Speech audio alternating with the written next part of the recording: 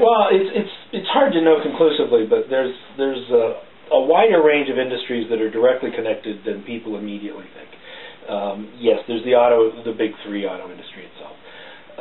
There are immediately the tier 1 suppliers and the tier 2 suppliers. But closely related to those, there's a lot of critical industries that depend a lot on the auto industry that people don't first think about. For example, the auto dealers, the dealers nationwide. Now that affects just about every community in the country. Then you have the folks that the dealers are supporting. So you're going to have, and one of the challenges GM faces is in any restructuring, they're going to have to restructure and take out probably a third of their dealers. They just have way too many dealers. They're not cost effective. Their dealers are too small compared to Toyota dealers, etc. But that's going to have ramifications. Dealers support everything from local softball teams to newspapers. Somebody buys all those ads in the back of the classified section. And if you look in most classified sections these days, it would appear that car dealers are about the only people buying classified ads. So it's going to have ramifications for publishing. It's got ramifications for the advertising industry. Auto industry is one of the largest advertising businesses. They're going to have to cut back. It's got ramifications for television. They're one of the biggest ad buyers on television. My guess is that even the NFL is going to be hurting because it was good old GM and Ford trucks paying for NFL games, or at least the ads for them. So you have all those people. Then you've got the next tier, which is all the people that depend directly on all these other folks. And that'll be everything from the local restaurant that is right across from the plant that serves nothing but, serves lunch, and that's, pardon the pun, their bread and butter. Those folks are going to be suffering.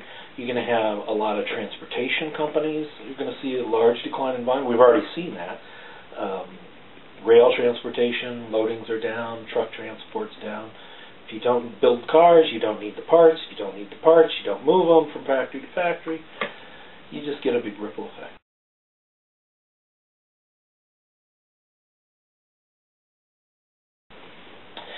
Yeah, I think,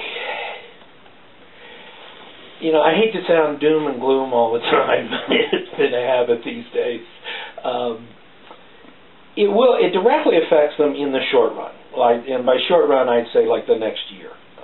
Things are, if nothing else, everything's very much in doubt. There's probably some more cutbacks GM's going to have to do, although from the appearances, it would appear that Lansing area plants are safer on the GM list. They're probably among the safer plants. In GM today, there is a very profitable, viable company that can be pulled out of this, we think. Basically Chevrolet and Cadillac. But it's some of the other divisions that are not going to make it. So in the short run, it's going to be a tighter job market. It's going to be a weak economy.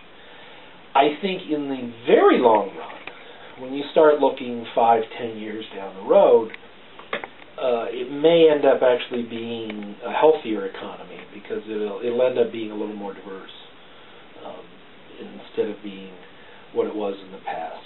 If you turn the clock back, say 10 years, and you look at the Lansing area, there's essentially only 4 employers driving everything in the greater Lansing area economy.